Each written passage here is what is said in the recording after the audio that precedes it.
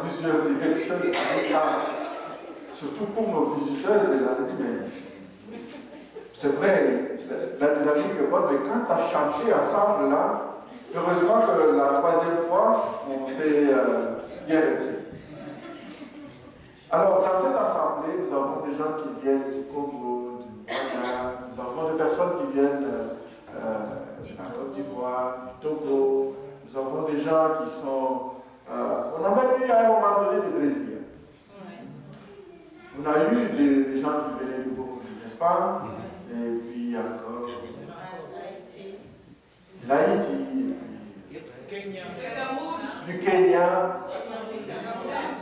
Ah oui, eh bien, c'est les Nations Unies.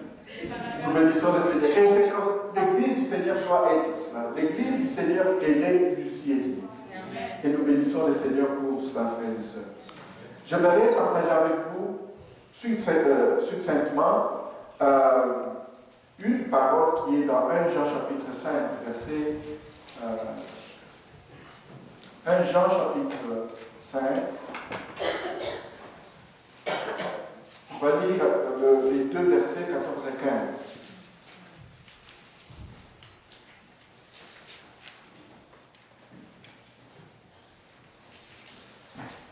Vous pouvez regarder, lire dans votre Bible, si vous n'en avez pas, on devra y compléter. Alors regardez dans votre Bible. Nous avons auprès de lui cette assurance. Si nous demandons quelque chose conformément à sa volonté, il nous écoute. Et si nous savons qu'il nous écoute, quelque chose que nous demandions, nous savons que nous possédons la chose que nous lui avons demandée. Alléluia. Amen. La fidélité de Dieu se traduit en une confiance totale de la part du chrétien. Dieu est fidèle et le chrétien demeure confiant en Dieu. C'est particulièrement important, frères et sœurs, pour une marche journalière avec le Seigneur. La Bible nous dit que nous avons besoin d'assurance. Nous avons besoin de certitude. Je voudrais juste accueillir aussi quelqu'un qui vient pour la première fois. Il s'appelle Locke.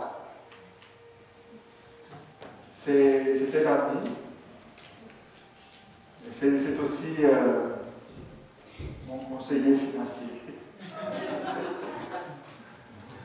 Il s'appelle Locke. Ça me fait plaisir de te voir parmi nous aujourd'hui. Que notre Dieu te bénisse et te fasse aussi du bien. Voilà.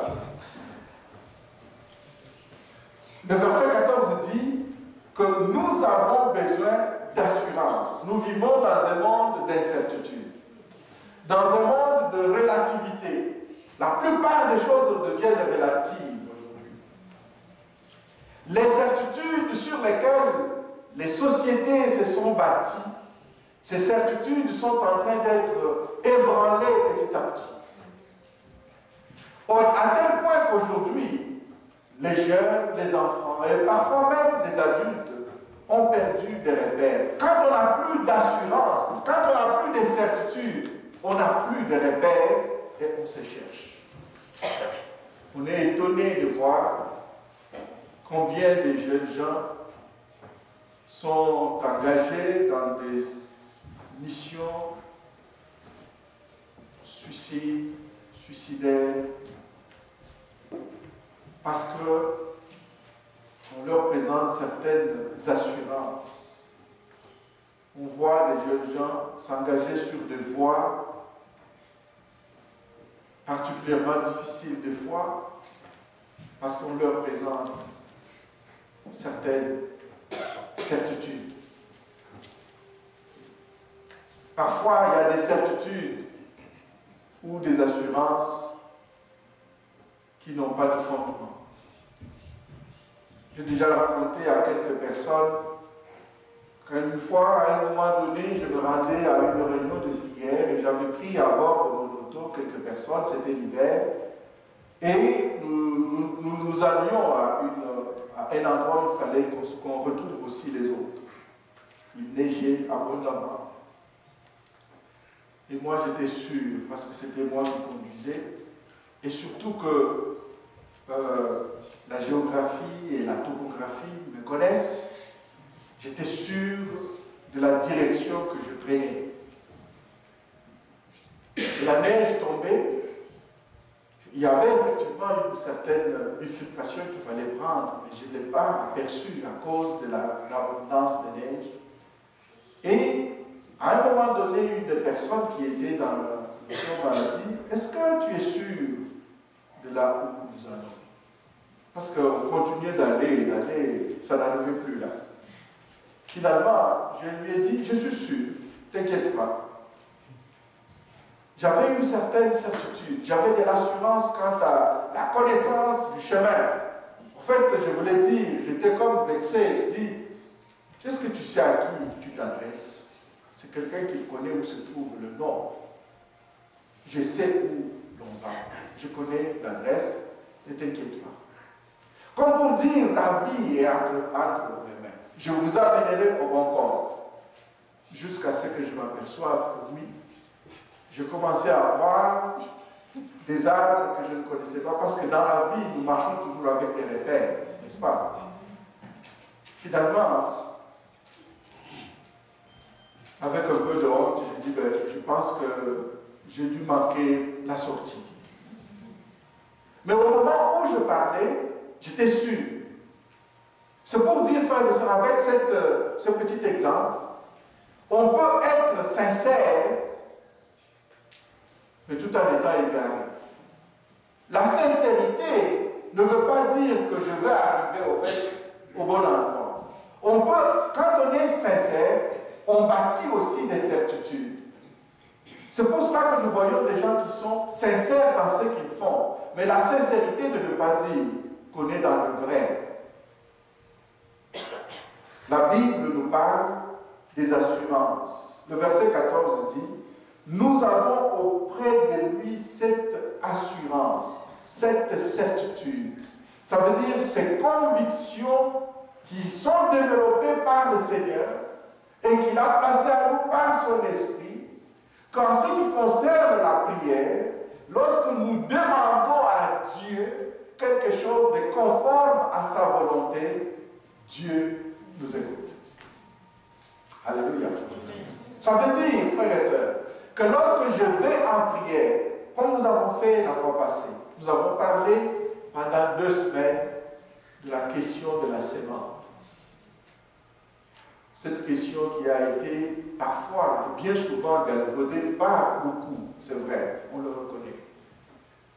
Mais lorsque une vérité du Seigneur est galvaudée par d'autres, ça n'anéantit en rien la fidélité de Dieu.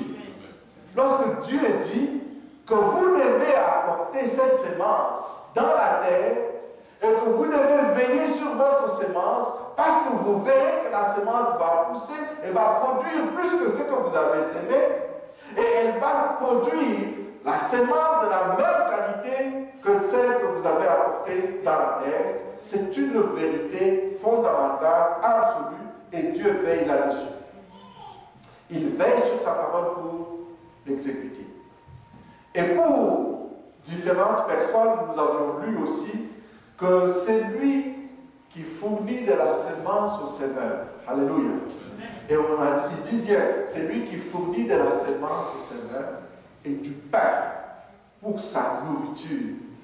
Il vous fournira ce qu'il faut. Il vous donnera ce qu'il faut. Il pourvoira à vos besoins selon sa richesse avec gloire en Jésus-Christ, son Fils. Mais on nous a mis à garde. Lorsqu'il fournit de la semence c'est pour s'aimer. N'est-ce pas? La semence, ce n'est pas pour manger. La semence, c'est pour s'aimer. Parce que c'est lui qui vous fournit de la semence pour s'aimer. Il vous fournit aussi de la nourriture. Donc du pain pour votre nourriture. Amen. Et aujourd'hui, avec le verset 14, Le Seigneur nous dit ceci, il nous rappelle encore cela, frères et sœurs. Nous devons avoir auprès de lui, auprès de Dieu, cette assurance que tout ce que nous lui demandons, tout ce que nous lui avons demandé, mais qu'il est conforme à sa volonté. Si nous sommes dans sa volonté, en lui demandant n'importe quoi que nous avons présenté devant lui, la Bible nous dit, ayez cette conviction, cette certitude, cette confiance que Dieu va vous écouter. Et s'il vous écoute, le verset 15 dit, et si nous savons qu'il nous écoute, quelle que soit notre demande, nous savons que nous possédons ce que nous lui avons demandé. Je reprends. Et si nous savons qu'il nous écoute, quelle que soit notre demande, nous savons que nous posséderons ce que nous lui avons demandé. Nous possédons. Merci. Merci. Là, je vois que vous avez suivi. Il y en avait même qui ont dit Amen. Mais si vous voulez posséder après, ça c'est votre affaire. Mais la parole du Seigneur dit, nous possédons. Et si nous savons qu'il nous écoute, quelque chose que nous demandions, nous savons que nous possédons. Temps présent du verbe, quel mode? Mode indicatif. C'est un mode indicatif. Mode indicatif, temps présent, nous possédons la chose. Et c'est, comme c'est le temps présent, alors je possède. Alléluia. Amen. Le Seigneur ne badine pas avec cette promesse que si nous lui demandons quelque chose de conforme à sa volonté, nous savons en ce moment-là que nous sommes écoutés de Dieu. Et parce que Dieu nous écoute, nous savons une chose, nous possédons ce que nous lui avons demandé. Frères et sœurs, ce petit message, ce très court message, veut tout simplement dire, lorsque vous avez obéi à Dieu pour apporter dans la terre votre sémence, c'est lui qui a fait la promesse est si fidèle que sa fidélité doit susciter de la confiance en vous vis-à-vis de Dieu. Amen. Toute personne qui l'a fait, Jésus l'a dit certainement, donnez et il vous sera donné. On versera dans votre sein une bonne mesure, serrée, secouée et qui déborde. C'est la même chose que ce que nous avions vu. Vous récoltez toujours la sémence de la même nature que ce que vous avez semé. Et vous récoltez toujours plus que ce que vous avez semé. Vous semez l'amour, vous récolterez l'amour. Vous semez la zizanie, eh bien vous récolterez la zizanie. Vous semez la haine, vous serez haï. Vous ne posez pas de question, pourquoi moi on ne m'aime pas? Mais commencez par aimer les autres, vous verrez combien vous serez aussi aimés. Alléluia. Amen. Mais lorsque nous apportons la sémence dans la terre, c'est que Dieu nous a confié. Je vous le rappelle encore, frères et sœurs, que Dieu, c'est lui qui vous fournit de la sémence. Dans ce que je reçois, il y a toujours une part de sémence. Je ne dois pas manger la sémence. C'est lui-là même qui a fourni de la sémence, et aussi celui qui fournit du pain pour ma nourriture. Le pain, c'est pour ma nourriture, c'est ce que je dois manger. La sémence, c'est pour continuer de s'aimer. C'est pourquoi je ne peux pas s'aimer une fois, il faut que je continue de s'aimer. Parce que c'est lui qui fournit de la sémence, il continue évidemment de le faire. Et c'est pas parce qu'il fournit de la sémence que je dois aussi continuer de s'aimer. C'est une opération qui s'arrête pas.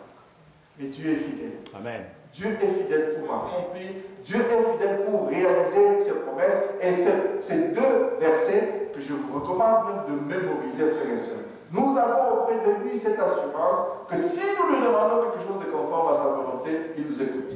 Et si nous savons qu'il nous écoute, quelle que soit notre demande, nous savons. Nous savons. C'est la certitude. Je sais. C'est la certitude. Nous savons que nous possédons. Maintenant, Je possède maintenant ce que j'ai demandé à Dieu. C'est pour cela, le reste du temps, je ne reste que dans la louange, la reconnaissance, la gratitude. Amen. Je ne peux que dire merci à Dieu parce qu'il a pourvu. Amen. Il m'a donné de la sémence à semer. Il m'a donné du pain pour ma nourriture. Alléluia. Amen. Notre Dieu, je voudrais te recommander ton peuple. Tu connais chacune des personnes ici présentes dans cette assemblée. Et ceux et celles, Seigneur, qui, à un moment ou à un autre, suivront ou écouteront, Seigneur, ce court message. Ah non, nous te prions, Père, pour ces personnes. Je demande, Dieu Tout-Puissant, que ta fidélité soit si réelle pour chacune des personnes, pour chacun de nous, au point, oh Dieu, que ta fidélité impacte nos vies. Que ta fidélité résulte en une confiance totale et indiscutable de notre part vis-à-vis de toi et de tes promesses. Merci de confirmer ta parole encore en nous.